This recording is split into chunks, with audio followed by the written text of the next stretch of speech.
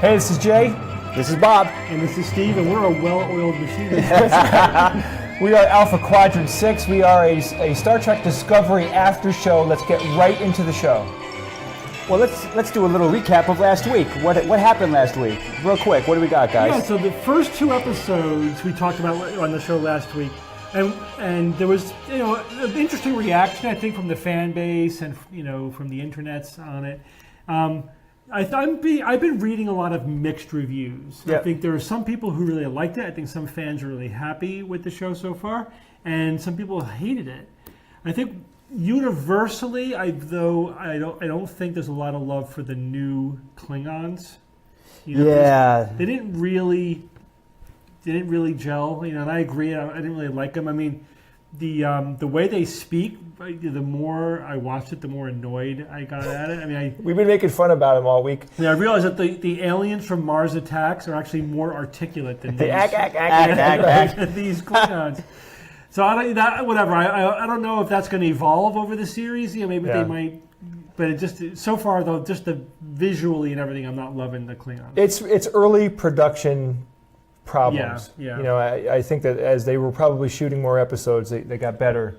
I'm hoping that they'll get better with dealing with them. But the Klingons aren't going to change. They're not going to change them. Let's throw some hair on them. No. That's not going to happen. We're talking more like the director might be telling the actors, hey, don't be like chuck. Like it sounds like they're choking when they're talking. Like maybe they'll get past that. But I want to say I loved tonight's episode. I really enjoyed it. Now that we've seen 3 full episodes, it seems like it's getting, it had traction. The first 2 episodes, it was, the build up to me didn't go very far. I didn't like what they did, but now I really enjoyed this week. The first 2 episodes definitely felt a lot like setup. Yeah. And now we're actually on the Starship Discovery. We're meeting the crew. Discovery appeared, and it was a decent entrance. Jay, you actually called it moments before it was obvious what was happening. Like, yep, that's the new ship. And I got to say, the Discovery's growing on me. The exterior has still got that funky triangle right in the middle that I'm still a little... It's okay, but other parts of the ship I really like. I don't know what's going on with the donut rings in the middle. That's kind of cool. You know why? Why would you segregate the middle of the primary saucer that much? Yeah, why not? Is it for security? Because if you notice, there's only I think there's only 4 ways you could actually physically get in. Can it disconnect? That's a question as well. But it looks good. I like it. Yeah. And the interior, I think they did a good job with the interior of the ship. Gorgeous. I love it. I would love to visit those sets. So if anybody's watching from CBS, invite us, and we would love for a tour. That would be wonderful. Even little things like the shuttle bay when they come in, the force field kind of disjointedly opens really quick. The ship goes in and then it closes really fast. Yeah. Just a throwaway effect that's really kind of interesting. And if you think about it, it's literally open for like a half a second. You're not going to lose much atmosphere to that anyway, so you don't even have to worry about some atmosphere getting out, I would guess, because it's over so fast. Yeah. But just a cool little thing. Yeah. So I liked it. The sets are Sets beautiful. Are good, ship is gorgeous. But let's talk, we introduced a lot of new characters this week. So we got our first look at the new captain. So this is Captain Lorca. Lucius Malfoy, right? That's Lucius Malfoy. His name? Oh no, Isaacs. Jason Isaacs. Yeah, Lorca. He's awesome. The actor is awesome. I love him. And love him. Yeah, I mean, he definitely is a darker character. I think he described himself as the most effed up Star Trek captain that we've had. Yeah. And we've had some effed up ones, so that's pretty bold statement there. So I'd like to see where he goes. You get the sense that he's complicated, and he absolutely has a backstory, and he's got motivations that we're not clear on. They even dipped in a little bit. I was asking myself, is he a good guy? I really don't know yet. Yeah, he's shady as He seems a little shady. Yeah. He's sketchy, this guy. But which is cool. I mean, so we're going to learn more about him. It's not like you don't know everything about him in the first scene with him. All you realize is that this guy's hiding some shit. Yeah, he's got a lot of things going on. Yeah. And I love the first scene with him. If you listen, you hear tribbles in the background. Yeah. It's like, there's a tribble on his desk. Yeah. But you didn't see it the first time you see him. You just hear the tribble noises, which was a nice little touch. Well, I didn't, like the thing that I'm wary about is like they're throwing in like things, so it's like just throwaways. Like, oh yeah, tribbles. I know what tribbles are, but I didn't realize until the end of this episode, this guy is collecting alien biology, right? Right. So it makes sense that he had a tribble. It wasn't a hokey. exactly, Jay. Because in the famous Trouble with Tribbles episodes, Classic Trek, which was presumably going to happen in 10 to 12 or 13 years in their future, the Tribbles, everyone from the crew was like, "What the hell's a Tribble?" They never see a Tribble before. So you're right. It makes sense that he would have a Tribble because this is what the guy is into. So at first I was like, "Wait, Tribbles aren't known to the Federation for 10 to 15 years, but." This guy's different, not to Lorca. And the Tribble was big. So what are they doing with that Tribble? Yeah. And it's probably pregnant. Yeah, right? Born pregnant. So let's Lorca I like. Yes, absolutely. I don't like the roommate, the redhead. She's silly. She's not Starfleet. And this is the thing. I knew that was going to happen in this series. I knew that we were going to see things that were anti-Star Trek. Well, sure. And I know that she's a cadet. I get it. But she's so unsure of herself that it actually, I'm like, why would they even send her on an away mission at that point? It just doesn't make any sense. So that I think that gets to the fact that the Discovery is a science vessel. It's not really a military ship like the Enterprise. It's been co-opted. Yeah, it's basically they're a science ship. So they don't have the military discipline that other ships have. Discipline. So I think that we're seeing a looser crew. And, I think that's interesting. And so I think they're going to go places. And I think that that dovetails with what we've been reading in the lead up to this series, which is they're going to have more internal conflict than previous Trek series have. This crew is not all on the same page. And I think that lack of military discipline is part of it. I think that's a great way to introduce the conflict that we usually don't see on other Star Trek series, and that's because of this war. And you're seeing the ship change from scientific to military, so that just breeds this weird this behavior and these interactions. That's a great environment for that to happen. And I think that they're introducing this type of character because they want someone to evolve, right? It all depends on how they evolve. So I think that she'll settle in. Yeah. And she's like any bubbly character is going to be annoying at the beginning. But she wasn't just bubbly. Like they really were having her neurotic. be. Yeah, she was neurotic. She seems semi-broken, and I think it'll be interesting to see where and how they evolve the character. They set it up. They threw a ball really high in the air with her saying, "I'm going to be a captain one day." Like it's like okay. Right. Yeah, you have a long way to go. But speaking of evolution, I did like the throwaway line where she said something like, "Yeah, people are saying that I shouldn't." That she has a problem because she's worried about how other people perceive her. And to me, well, isn't that a common trait that almost everybody shares? But it's a matter of degree. But it's a matter. But my takeaway was that this is hundreds of years in the future, and humanity has evolved, and that is kind of a character flaw, not such a common ubiquitous thing as it is today. And I like that. These are clearly all flawed characters, which I love. Yeah, I love that. So let's go to Stamos, Lieutenant Stamos, who's the engineer. Yes, and he's a bit of an asshole. Yeah, right. Yeah, right out of the gate. Couple bits. I think this is also the first openly gay character in any Trek series. Mm-hmm. Openly, yes. Yeah. Which is it's good to have first, but it's incidental to the character so far. And but I think he has a charisma. That's all that matters. Like even if you're bubbly or whatever, you're a jerk. As long as there's an underlying charisma there, it'll carry that character through. So he has potential. I actually liked him, even though he was an asshole. Yeah, I mean, again, it's another type of character. You're starting off with like a raw type of personality that episodes down, or however, could even be next season where that person starts to gel with the other. They're going to build these relationships, and that's going to be. So you can't have everyone just be like kind of neutral and accepting. Yet it's good to draw lines. Right. I just think again, like it's very typical for TV shows like this to be a little rough in the beginning. Like I said, we said the Next Generation, the whole first season was a little rough. It takes a while for the writers to really figure out who the characters are and things like that. So I did like them though. There was something about the character that I thought was if you fun. could be a jerk and still likable, then you're doing something right. Yeah. I think with Now, who was the character? Was it the security chief? Who? The one that came down and greaded all the criminals. Yeah, the actress was the Cylon. From Battlestar. Battlestar Galactica. So so she's an enigmatic character at this point in time because she's playing the tough guy role. I liked her though. I like that. Yeah, character. again, she's a great actress. She was great in Battlestar Galactica, doing a great job, I think. But so far we're only seeing sort of this one dimension from her. And I don't know how big a role that she's going to. But I liked that she had a kind of a secret relationship with the captain. Like they know things together, and that's cool. Again, there's more character development. And they set up some mystery. Yeah, I like it. We're not seeing all the cards yet, which is good. That's always good at the beginning of a series. Now, I liked, not to jump around too much, but we are talking about character development. I thought it was important when Captain Lorca essentially romanced Michael into wanting to join his effort. He shows her like the technology that they're developing. You say, hey, listen, I want people that think out of the box, and you're one of those people. So forget about what you did. You're the right kind of person for this mission. And I thought that was an interesting way to hook her. But at the end, you still get that like, what's he really up to type thing. There's layers. Still some other there's layers. Yeah. Do we want to get into the technology that was revealed? I mean, that's sure. Before we go on to that, just to mention that Saru is back as well as the first officer of the Discovery. And again, I like the relationship between him and Burnham. He was harsh to Michael. He totally took her to, and of course, as he should be. That was wonderful. I think his makeup is a little better than the first couple episodes. I don't know if it was the lighting or some shading. I noticed the makeup looked actually more detailed. Yeah, I agree. And they did show those weird sensory frills in the back. So he looked even better, better than before.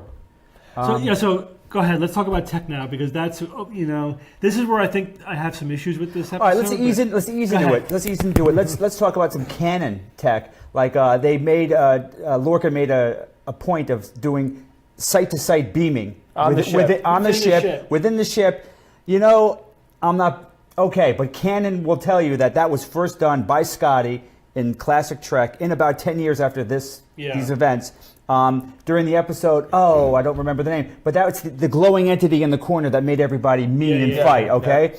Yeah. That's when Scotty did that. Wolf in the Fold. No, it's a different one. He beamed Kirk and a female Klingon to another part of the ship. Yeah. First time it was done, and if Scotty figured it out, I don't think anybody figured it out 10 years before that. But so I'm just throwing that out there, something that kind of stood out. Another thing that I liked was the breathalyzer biometric identifier. That's cool because I've seen biometric everything, eye scans, handprints, retina, all that stuff. Not breath, and that makes sense because everybody would have a unique. It seems like they introduced it specifically to circumvent it would be easy to bypass. Right, exactly. And I didn't like that. Baloney. Yeah. Come on, really? That's the security we can expect in a couple centuries? Like, just take a little spittle and throw it in the device. Right? Come on. Again, I think it's lazy writing. It was a plot device. Yeah, it was a plot device. Absolutely. They could have come up with something. Look, Michael is supposed to be really intelligent, right? She's supposed to be brilliant. They made a point of saying it in this episode. So it would have been cool if she came up with something a little bit more complicated. It's hard to write brilliant characters because the writers have to be brilliant. Right. They need to think about it really hard and long to simulate brilliance. Very hard. That's their job. So I think, I don't know that, I think overall, I think this episode is better than the first two episodes. Yes. Without a doubt. Michael Burnham, you can see that she's evolving already. I don't think she's quite hit her stride yet. So we'll see, but I like where it's heading. I really, really like this episode. Well, I totally agree. The third episode is maybe. The other technology that was revealed that is really kind of game changing is those energy spores that apparently can transport you to different, like what they say, 90 light years in seconds. So I don't know where they're going with that. I don't know what kind of technology that really is. I mean, what was really happening when they brought Michael? I mean, was she really seeing those places? Was she really kind of there, or was it some sort of image project? I'm not sure. That's something that I don't think it was. I don't think it was image projection. I'll tell you why. Because he specifically filled that force-fielded area with those creatures. So, and he specifically said that they're able to. Right. So in some way she was there. In some way she was really and truly in those places. All right, cool. That's game-changing. Yeah. And we know that's ultimately going to go nowhere because we don't see it anywhere else for centuries afterwards with Next Gen, DS9, Voyager, none of that. So we know it's like, all right, maybe this is going to be really hidden tech and it's going to turn out to be I think it's going to be too dangerous. And it's like, all right, this is a technology that's too dangerous. We got to abandon it and hide it, which is, okay. Although, as you said, we're Prime Universe, right? We don't know if it stays that way. Because in the movies, the recent movies, the J.J. Abrams, ones. I hated what they did with the teleporter tech because they just obviated the need for ships. So we're just going to the transporter and the we're going to transport to different planets. Really? You're going to transport to that was crazy. No, that's they went way too far. This is a problem that Star Trek has had from the original series, where you have to be careful because you could write yourself into a corner very easily. Right. And it's bad enough having transporter technology. And that does yes. You want to keep it as limited as possible. Absolutely. And I really don't like advancing that tech prematurely. And again, I agree. The one thing I was worried about with this episode is like, so they're really going to center on a technology that is so game changing. They're either going to write themselves into a corner or they can't allow it to happen. Yeah. Why aren't they working on something achievable? I'm nervous about that tech. I'm a little nervous about where they're going with that as well. I mean, we'll see. Well, the huge limitation that the series has is that we know in 10 years, we do know where the tech is. And they do have to pay some respect to the original series. They can't, and the Next Generation and the other series. They can't introduce technology, and we know that technology isn't there. So then we can make further assumptions about the fact that at the end of this series, it's all got to go away somehow. Now, one of the things I really liked about Enterprise, about the last Star Trek series, was that it was lower tech. I liked that. I mean, even initially, they didn't even have the transporter initially. Because I do think that Star Trek, one of the problems that it has writing-wise is you create this cool technology, and then you always have to come up with excuses as to why they're not solving all their problems with that technology. Right. Like the transporter, I mean, that's a fantastic technology, and it was only, I think Roddenberry thought of it because it was too expensive to land a ship every week on a planet. So it's like, all right, the special effects, the costs were too high. Right, so let's make a transporter, and of course it's iconic and a wonderful technology. Yeah. But it has some weird side effects, such as if you died, then take your body, put it in the transporter, use the last pattern that's in the buffer, using that matter, and you could basically change the body. Why aren't they immortal with the transporter? You could be. You could be immortal in the way, depending on what you look went there at with it. Next Gen. They had a couple episodes where, Well, Scotty was in the buffer for like a number one century. got split, and he had the second. Oh yeah, there's that too. Yeah. So Don't get me started on continuity with the transporter. Right. I want to talk about a couple of other things that were interesting during this episode. I loved the phaser rifle. Yes. I liked that they were using it as a tool. That's cool. Because I was kind of upset that they were up against some creature that was clearly out of their league. This thing was ripping through metal. I mean, I don't know what kind of metal those ships are made of, but it was like Swiss cheese. Not chrome metal. They cut through this creature cut through 10 Klingons. Yeah. And so they're walking around with their phasers, which are cool, but they're little phasers. I said, why don't they have a phaser rifle? And Liz was like, yeah, they got one right there. And someone just whipped one out. Like, all right, they got a phaser rifle. That's cool. Still not enough against this creature. That Maybe not, but we didn't see that. That creature was doing something really weird to those bodies, right? The bodies were disfigured in a weird way. They look extruded a little bit. They were twisted. Did the creature do that? I don't know. I think was it a byproduct of this weird technology in the ship? We don't know. I don't know. I don't think the creature did that. Because the whole ship was sort of twisted, and they were twisted too. Oh, okay. It's like time and space were twisted, but so where'd the creature come from? It was a creature that they were studying. That was okay. And it got out, I guess. Yeah. There's some unknown. So right, and to further the information on that creature, Captain Lorca is talking to the creature, and it's like him talking to the creature was a little bit like, hey, this guy's dark. Yeah. Right. You got that vibe, because it was deliberate. They're definitely painting him like you don't know this guy's secrets. Oh, yeah. He's got some stuff in the closet, which is really cool.